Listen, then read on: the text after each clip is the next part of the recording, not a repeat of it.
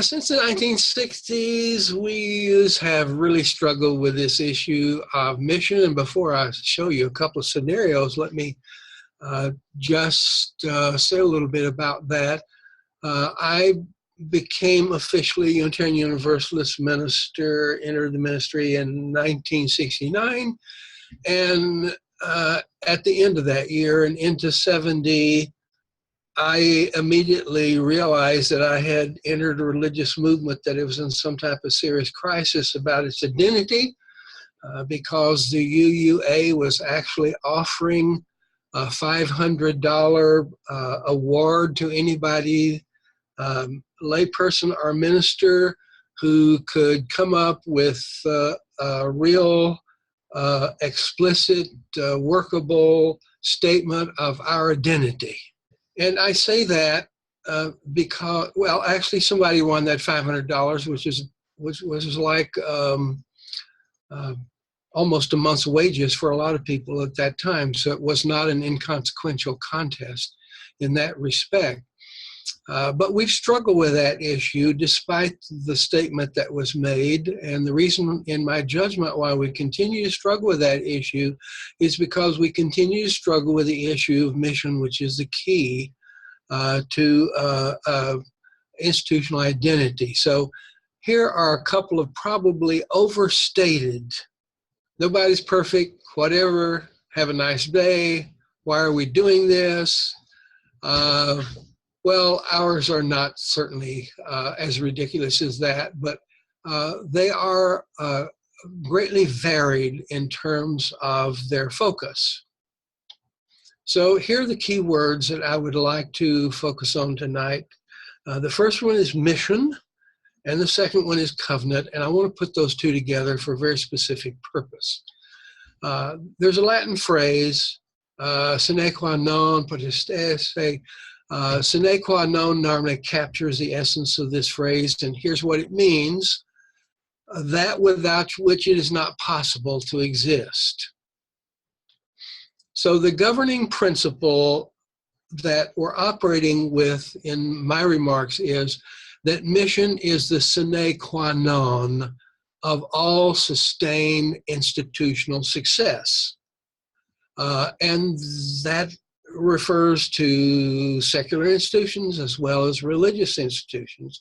It is the key to all institutional success, whatever the institution might be. Now, here's some synonyms for mission: reason for being, purpose, charge, mandate, pursuit, goal, aim, end. Those of you who might be exercising policy governance have ends and means.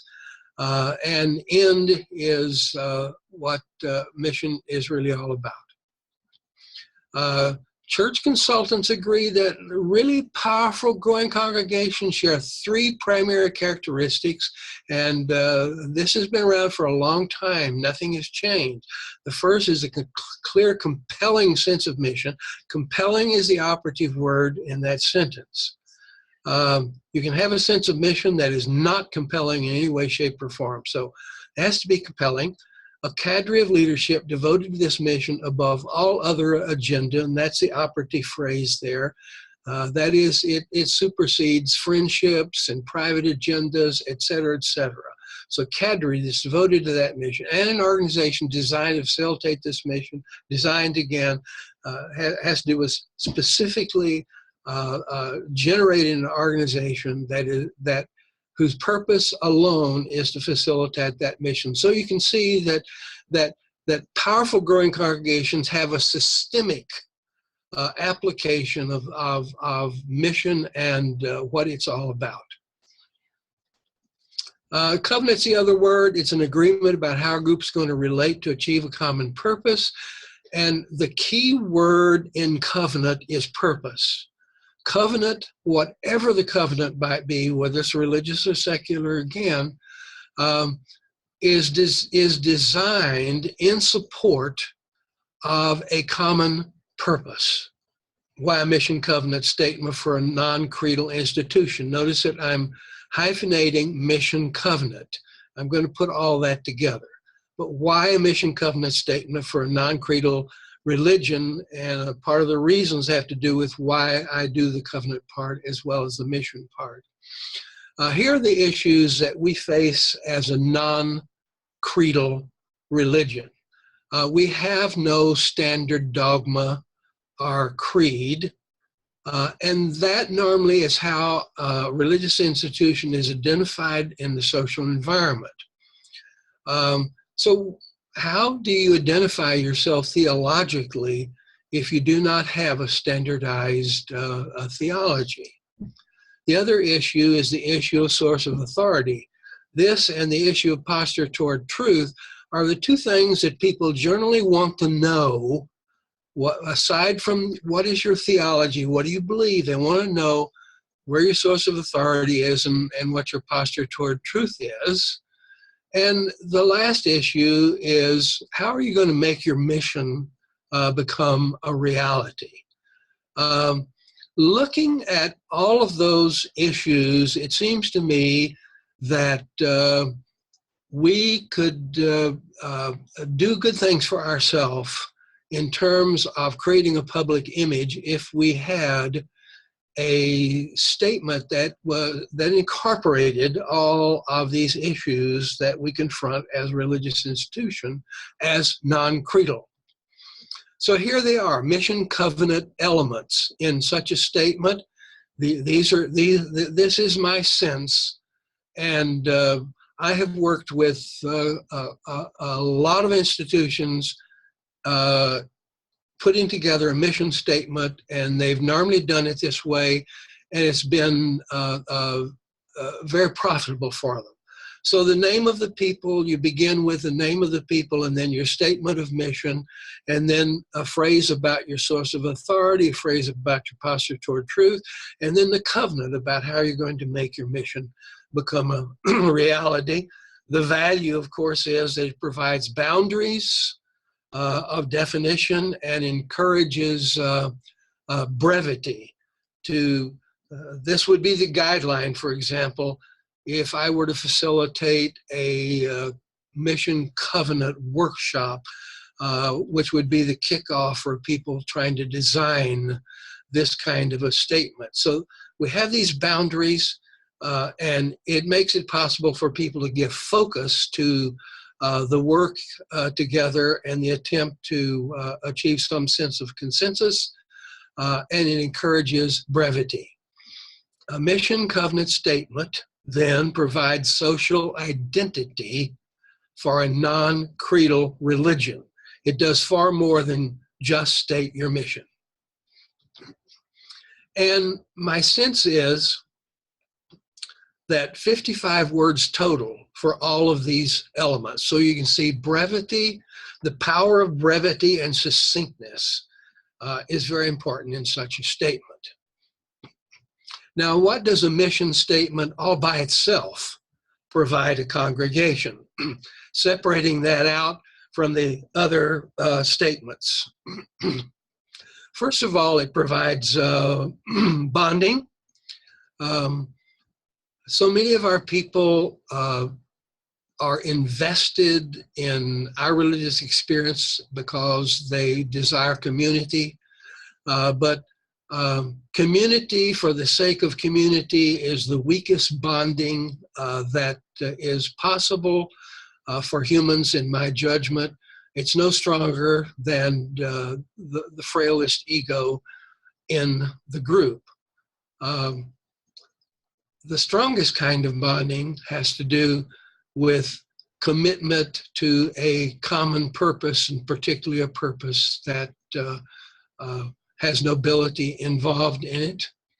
The metaphor that I use is that community for the sake of itself is like flour paste, and the bonding that comes around a committed mission is like crazy glue. So it provides bonding. It determines the vision, because there has to be a basis for vision, and the only basis for vision in any institution is what its mission is about. It defines the leadership that is needed, and provides an opportunity to get focused on that leadership, and it focuses the ministry.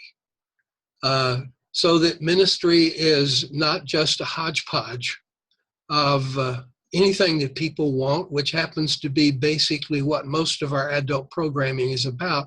Rather than being focused on the mission, it's focused on what people desire personally. We'll get into that in just a minute. Mission statement then is the creative focus for organizing how the organization put together, and it motivates the resources.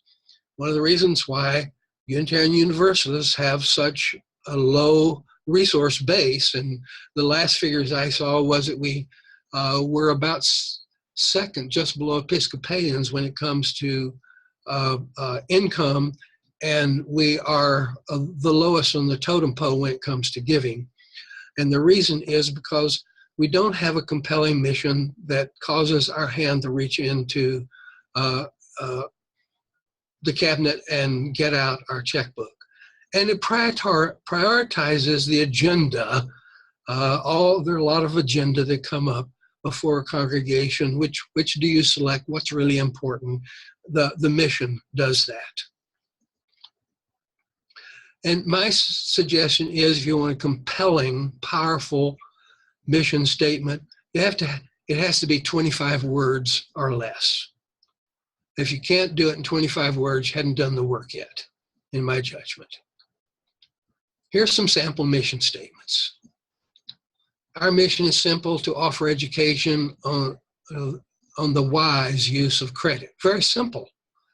The mission of the foundation, Charles A. and Ann Mara Lindbergh, you see that a lot in public television, been to improve the quality of life through a balance between technology and nature. Very simple. 1, 2, 3, 4, 5, 6, 7, 8, 9, 10, 11, 12, 13, 14, 15, 16, 17, 18, 19. That's 20 with all of them.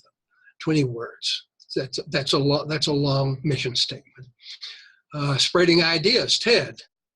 To create content that educates, informs, and inspires, PBS. And Arby's, to provide an exceptional dining experience that satisfies our guests' grown-up taste by being a cut above everything we do. And then here's some religious ones. Our mission: loving people into a lifestyle of passionately following Jesus. That's Denver. Mission is a church where we exalt the Savior, evangelize the sinner, and equip the saint. And that's the House of Prayer Evangelist Church in Alabama. And then here's one from Fairbanks, Arkansas: to connect people to Jesus and each other. Why a new mission covenant statement every 5 to 7 years? Obviously, there's a lot of work involved in putting together a mission statement, and there's time involved if it's done in a manner that allows maximum buy-in by the congregation. So this not top-down, it's bottom-up. Well, here's some reasons why every 5 to 7 years, and that only be judged by leadership in the congregation. Number one, ritualistic numbing. The use of a mission covenant statement, after a while, it becomes numb in one's psyche, even one's spiritual psyche. Therefore, it's very, very important to only use mission covenant statements in worship services, for example, when it really is well placed within that service and has to do thematically with what that service is all about, so that it remains fresh. This is aside from all the statements that are, all of those places where it is repeated in mandates, etc. Language becomes obsolescent, and particularly in the age of communication that we're in, a new language is being birthed all the time. And it takes hold very, very quickly because of the rapidity of communication. So language becomes obsolete. Might have been a powerful statement 5, 6, 7 years ago, but now it's not quite as powerful because the language doesn't quite hold the content that it needs to hold anymore. And then membership addition, many people come in and added to the membership, and that tends to dissipate the power also. But essentially, all of this contributes to ownership erosion, and particularly the influx of new members who did not participate in the creation of the prior statement. So it becomes important to redo the statement, not to redo the mission, but to redo the mission statement per se. Now, in creating a mission covenant statement with those elements that I'm suggesting, what to avoid, in my judgment, is as important as what to include, and particularly for Unitarian Universalists, and we'll see that very quickly. Here are the common traps in creating a mission covenant statement. So I'm suggesting that what's important is to avoid these traps. If you avoid these traps, then you will ipso facto flip over onto the other side of the positive aspects that these traps identify. Here they are, traps. You're looking very alluring, but that lure is obviously a trap for that fish, and that's what the traps are all about, and that's what these traps are all about.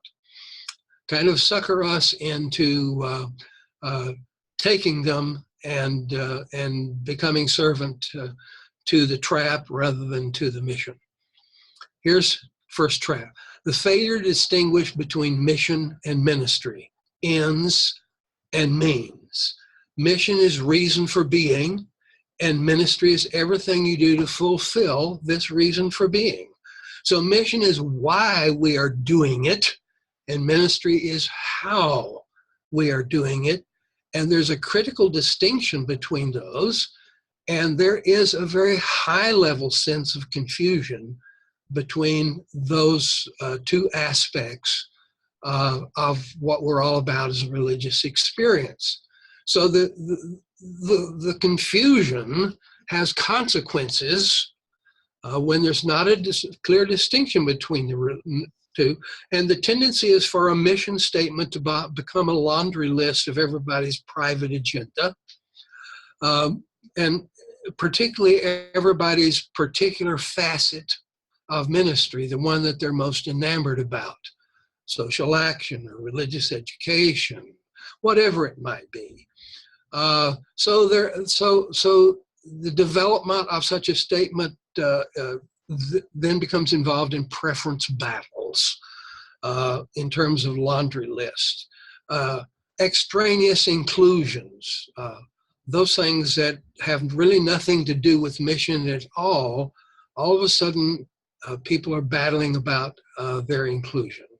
So this mission statement ends up being just a hodgepodge statement that has very little compelling nature to it.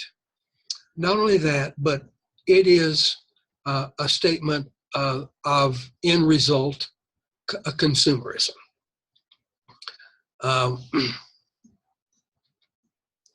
So somehow I missed, there's something missing here. Okay, we'll go on and get it later. All right, here we go. Here's the next trap. Grounding the statement in the congregation's present perspective posture. What I have found in working with congregations, doing workshops that empower them to kick off a process of ownership of a mission statement is that the tendency is for members of that congregation to see their mission as the same as their present perspective posture. So if their present posture is consumed by a sense of community, that this is what we're really all about, that's what the mission statement will become. If it's about social action, that's what it will become. It will become about that present posture. So political correctness is another one, and covenant. Let me say that covenant is critical to civilized existence. In fact, covenant is the very ground of civilization. So I'm not saying anything negative about covenant. What I'm suggesting is that covenant for the sake of covenant is not an adequate substitute for mission. All of these things are symptoms rather than causes, and that's part of the problem we have when we begin to invest ourselves in trying to state a mission. Community is a symptom of some other kind of commitment other than the commitment to have community for the sake of itself. Social action is also a symptom, not a cause. So if all we do is deal with social action and think we're going to get any place in the long run, in the short run, that may be possible. We see some visible results from that, but in the long run, unless we actually deal with the cause, then social action becomes a forever venture that requires enormous amounts of energy. Political correctness is something that we've been heavy in for a long time, and a covenant for the sake of itself. But why are you politically correct? Well, it's a symptom of some other cause and reason, and covenant, as I've already stated, is around a common cause. So covenant is a symptom of that cause. All of these are symptoms. Next trap.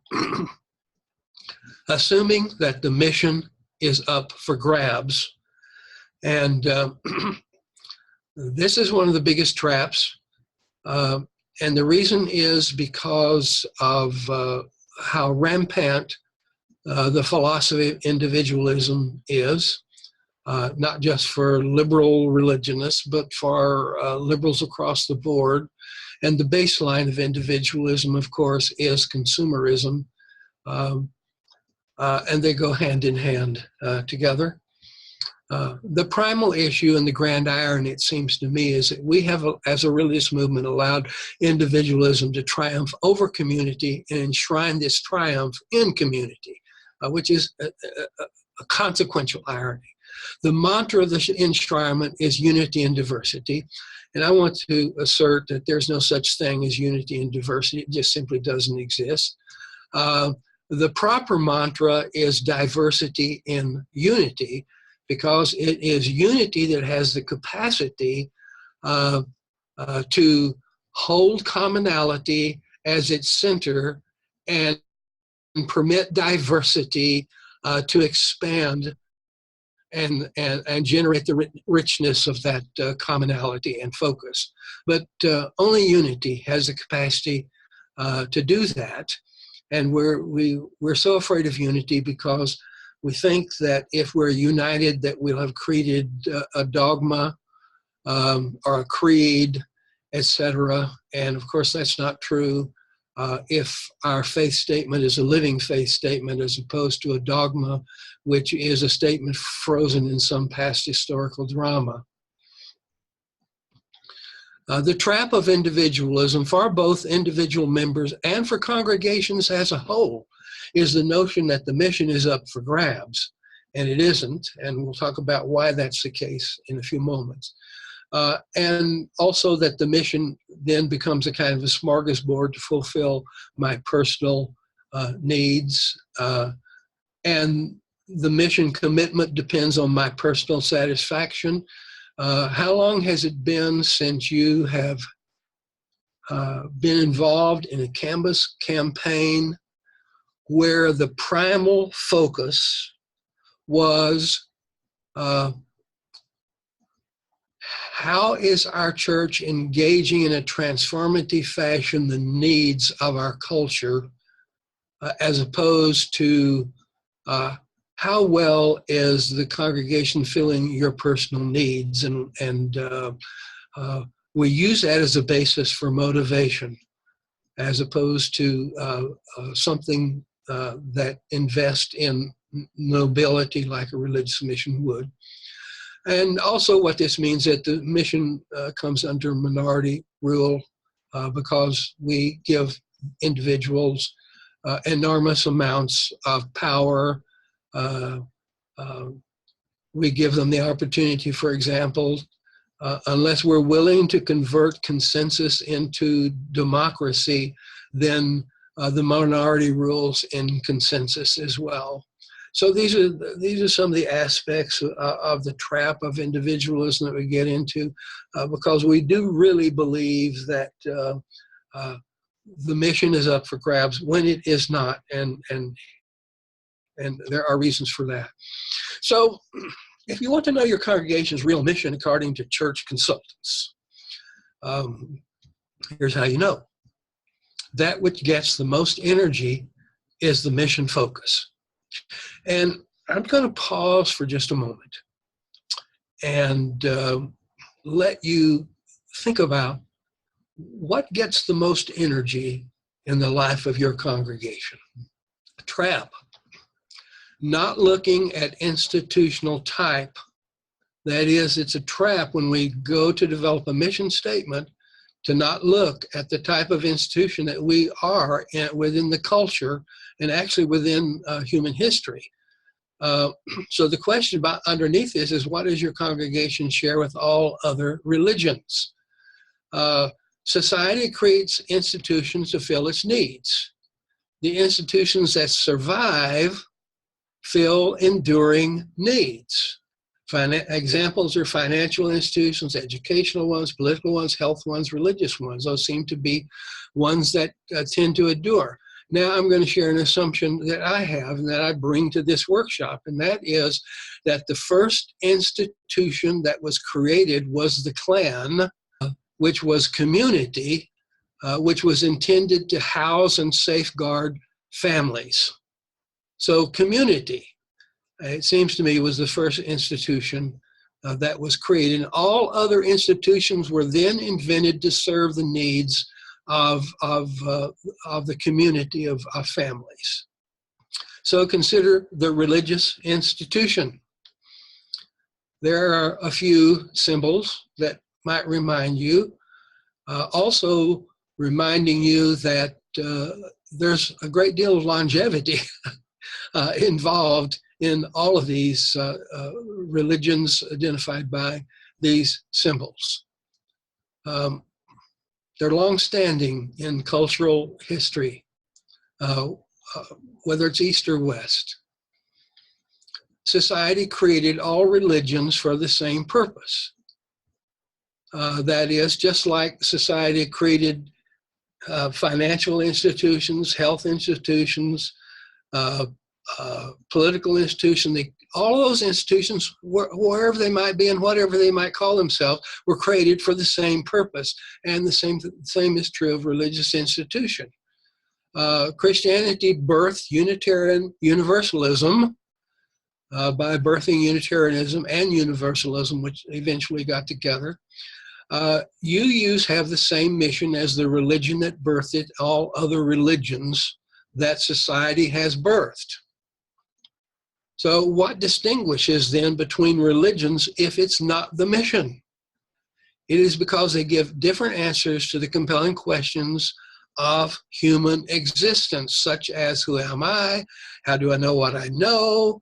What is in charge? What is my purpose? What does my death mean? All theologies of all religions traffic on answers to these questions. These are the questions behind our beliefs. Our answers to these questions these are the core questions, not all the questions, but these are the core questions. And our answers to these questions indicate our beliefs. So my question to you was, could you write a mission statement that would fit every congregation in town, including your congregation? One exercise that will help people in your congregation to get at what religious mission is all about is doing precisely this.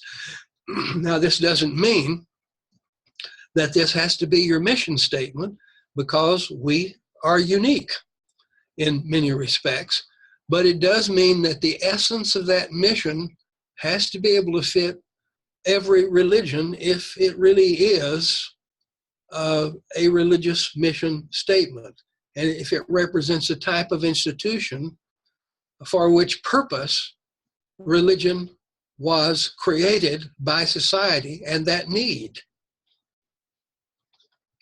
trap. Not looking at institutional origins, just assuming a mission from the standpoint of our present congregational posture or anything else in our present environment, but not looking at history in order to figure out why society created the religious institution. To define religion is to define its mission. That's what we're getting at in this approach and in denying this trap. Imagine a prehistoric scene. Caveman on a huge rock outside of a cave, poised as Rodin's thinker. What is he pondering? Think about it for a moment. What is he pondering? And what he is pondering may very well be the root of why the religious institution was created by the first community, the first clan. Here are some clues. Terrifying environment, folks. What the hell is it all about? What are we doing here? What's going on? What's our role? So here are some things that you want to eliminate, it seems to me, then, in trying to answer this question. What already existed in the cave clan that is normally our modern focus? And I suggest to you that what already existed was community. So the purpose of religion is not to create community. A certain kind of community is created by the common mission commitment, but that's not the reason for it. It's a symptom. It's a result. It's a consequence, that community is. So forget about community, because community already existed. What did not exist that is normally our modern focus? Social action. If there was need for any social action whatsoever in the early cave clans' existence, and those communities that followed, it was what they had to contend with in their natural environment. And it was not until the proliferation of communities and cultures and religions that conflict began to exist and social action became a necessary corrective action in the social order. Ultimate question then is, what profound human need does religion fill that never becomes irrelevant despite social change, despite truth evolution, that is the evolution of truth, or the pointless theologies of organized religion?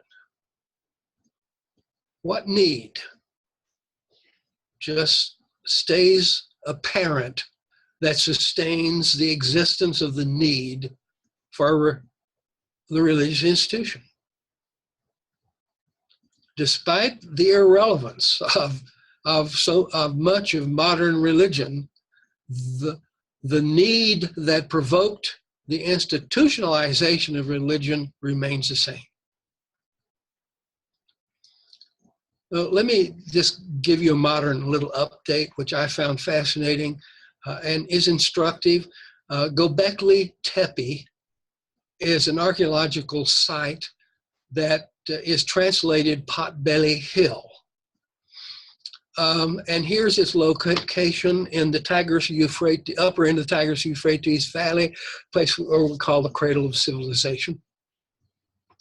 And it was unearthed by a German archaeologist in many recent years. So let me just give you a few pictures of it, and then I'll talk a little bit more about it. And you see the area of detail in the left-hand corner of this picture. This is a part of the top of the mound that is being excavated. This is one of the stones, the monuments. This is a picture. This is a drawing. This is the only human figure so far that has been found. Now, here's a description. 1994, when it was discovered, 22 acres. And It dates back to 12,000 years, which means that it's older than Stonehenge and the pyramids. And is a series of identical circular temples built one on the top of the other, each one smaller than the one below it, which gives it that rise so that it looks like a potbelly, which thus its name, Göbekli Tepe. Each one was built and then deliberately covered over, and a smaller one built identical on top of it. Stones up to 18 feet high, 10 to 60 tons. Canines, boars, ducks, lizards, scorpions, cattle, crows, vultures, ants. Elaborate as Byzantine art. Think of the age. Human and animal bones in pits, but all we can discern is the possibility that that might have been ceremonial in some way. We don't know how. What that's about. Was obviously a spiritual mecca. It was Stone Age era, pre-writing, pre-wheel, pre-metal, pre-draft animals, pre-pottery, only polished stone instruments, no evidence of housing fire utensils or workers' habitation in the area, limestone and water tent 3 miles away. Neolithic, the last period of the Stone Age. The implied revolutionary meaning, actually this little archaeological dig has turned the archaeological world on its ear, because it had always assumed that organized religion could not exist until the agricultural community came along. And this is toward the end of the Stone Age, way before the agricultural communities came into existence. So also there was a sophisticated level of organized social construction and meaning making that had to be in background to something this elaborate, and to be covered over and rebuilt again, and doing so 3 times. Institutionalized religion then predates the emergence of the agricultural settlement. This dates back prior to the pyramids and the Stonehenge, remember. Both community and religion came into being as survival mechanisms, physical and spiritual. And I think that if you consider this notion that religion was a spiritual survival mechanism, that it may